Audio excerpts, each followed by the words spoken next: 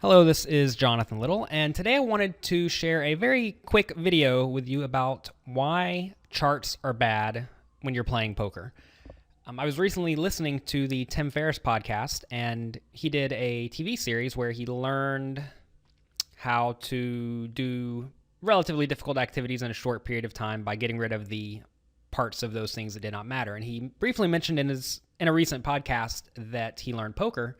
And he said that he learned how to play heads up from Phil Gordon, who taught him to basically use a chart to play heads up poker. And that sort of struck me as blatantly wrong. And anytime I see something, especially from someone who I really respect, that I find blatantly wrong, I want to do my best to help them understand why that is not the best way to go about it. So first, very quickly about Tim. So they spelled his name wrong. We'll ignore. First off, his works changed my life. I mean, through reading his books and reading his blog and listening to his podcast, I learned how to share my work with everyone. I mean, now I produce a free blog each week, a free podcast each week, and I have numerous books, and his works helped inspire that. Also, his book, The 4-Hour Body, helped me get in the best shape of my life. Since I started reading that book and implementing the things it suggests, I have lost 40 pounds. I've ran a marathon. I'm in pretty good shape now, thanks to that book and the ways it laid things out. And also I learned to cook, and I recognize that in the cooking book, he did try to make things as simple as possible while still giving you the tools that you needed to actually succeed. And I kind of feel like he was trying to do that with poker, but he did it in a way that is going to be very limiting to him in the long run, and I want to explain to you why. So I guess it's very important to mention first why I learned how to play poker by playing sit-and-go tournaments, which are 9-handed or 10-handed tables where you play until one person has all the chips. And in these events, you are often playing very short-stacked.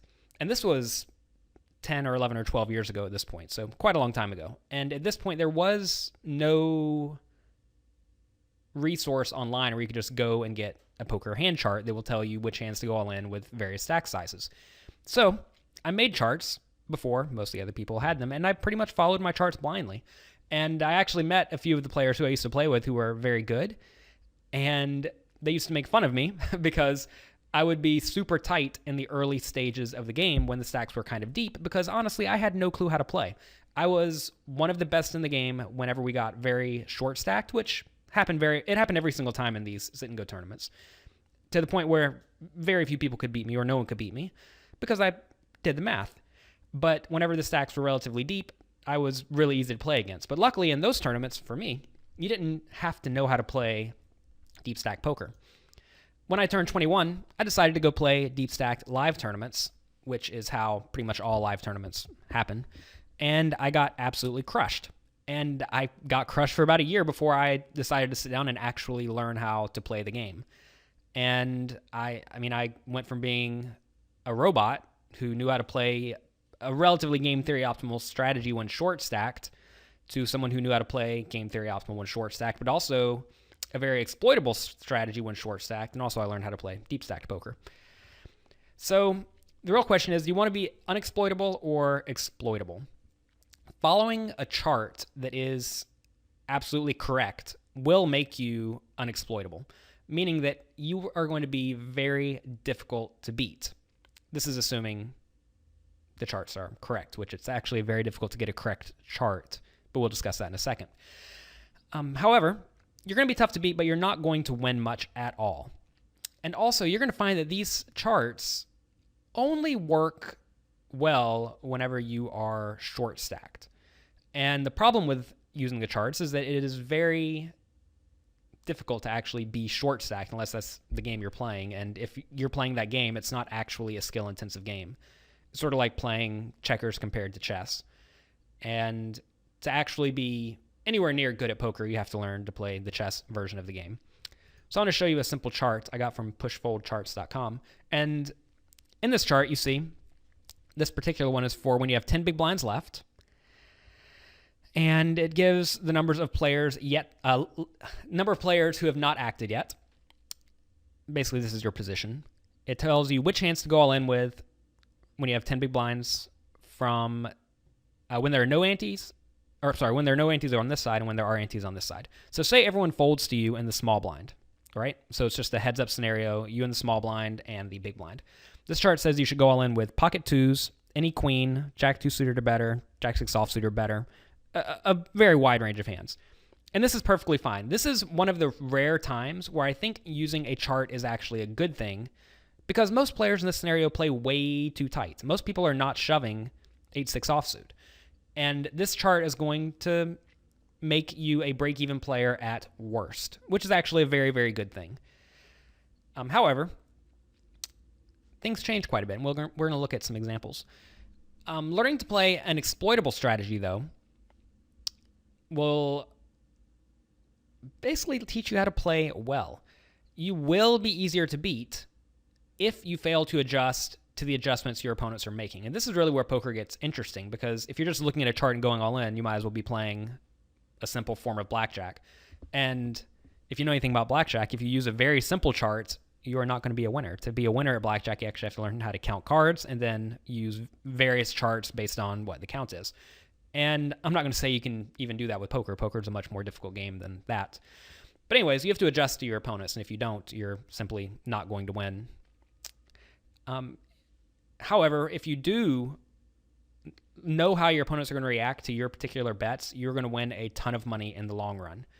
And this is really what I strive to teach. In my first book, Secrets of Professional Tournament Poker, I make it very clear in the beginning of the book that I am trying to teach my students how to win a lot of money from poker, not just a little bit of money. And pretty much every book that came before mine tried to teach people to stay out of trouble. And if you stay out of trouble, you're not going to get in scenarios where you can win a ton of money. You're going to, at best, win a small amount of money.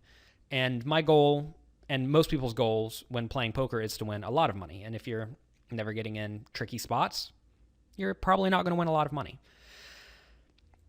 And also, learning to be exploitable certainly works with all stack sizes. I mean, you have to realize whenever you're playing with more than 25 or 30 big blinds, you are playing exploitable to some extent, no matter what you're doing. You just have to know how your opponents are going to react. So let's look at two very simple examples. So the first one is everyone folds around to you in the small blind, which will happen sometimes, and you have 20 big blinds with ace-5 offsuit. So the question is, what should you do? And if you are using a chart, if you're playing purely off a chart, it's going to tell you to go all in because it is profitable.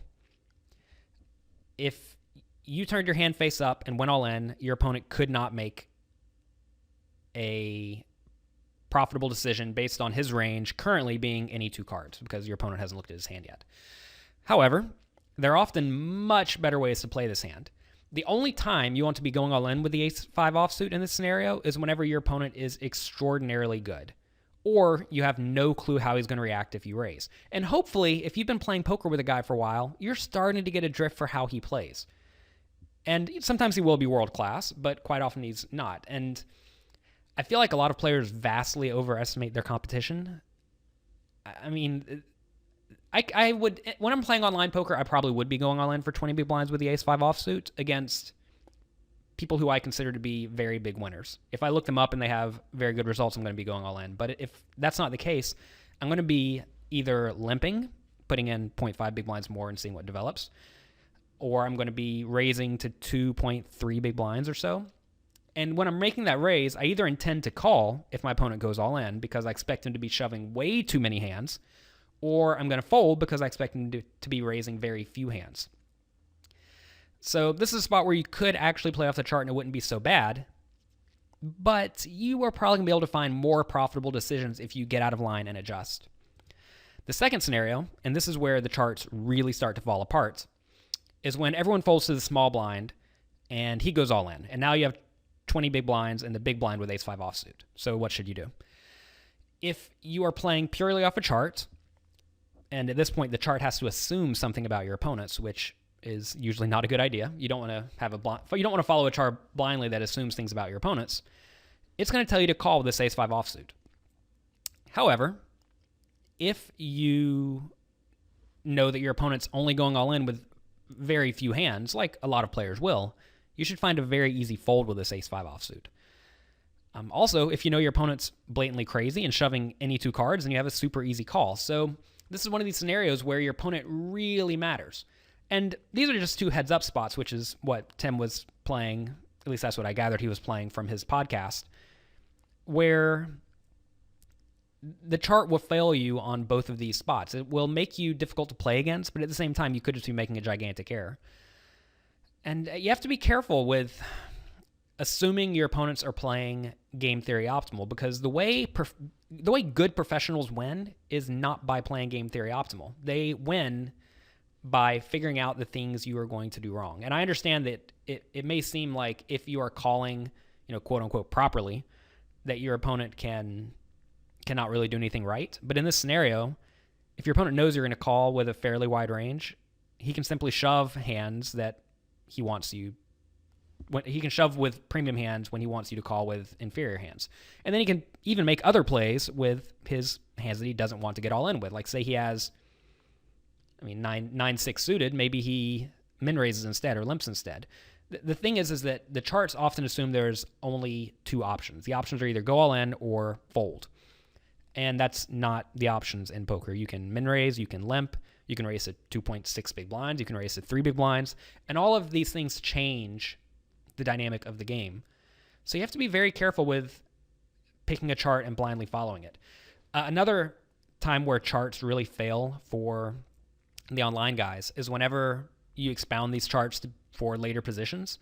So, you can find scenarios. If we go back to this chart, the sample chart that I have, you see that this 8 players left is effectively under the gun. So if you're in first position, it's saying you can shove these hands profitably. And while that is true, if your opponents all yet to act are reasonably tight or tighter than they should be, you should actually be shoving many more hands. This especially holds true for the button and the cutoff and the hijack seat. Once you start getting in an early position, it's too likely that someone yet to act has a good hand. But say from the button, which is the number 2 right here, you could find spots where you could easily go all in with any 2 cards that they would be very profitable. But if you follow the chart blindly, you're going to miss out on those. Also, if you know your opponents are going to call overly wide, you don't want to shove stuff like 6-5 and 7-5 and 10-9, because your opponents are going to be calling with any ace, king, or queen. You know that you don't want to be shoving hands that are worse than those, because they are going to wake up with those a reasonable percentage of the time, and it's not worth the risk. So it's another spot where the charts really fall apart. What this all amounts to is that poker is a very tough game. These examples that I showed you, they only deal with simple short-stacked heads-up situations, which are about as basic as the game gets. And even then, the charts were not ideal. So you have to learn to pay attention to your opponents and adjust to the things that they are doing. I think that is really the key to poker. If you are trying to treat poker like a game that can be easily solved, especially whenever you're playing with more than 2 people or you're playing with stacks deeper than 20 big blinds, it's not going to work out too well for you. There's a reason why there are not computers, supercomputers that, there are no supercomputers that can beat players well at no limit hold'em yet. They're trying to develop them. There's a program called Poker Snowy, for example, that tries to teach 6-handed poker, but I played with it a while back and demolished it, and they've actually said that they've been making tweaks to it because they realize that the game has huge holes in it, and it's not too hard to find holes if you're paying attention. Obviously, if you only have a week to learn the game, it's going to be a very difficult task, but I think it's certainly doable, and I don't think you have to rely on a simple chart and say, I'm going to follow this chart and do okay in this exact situation, but then probably fall apart in the other situations.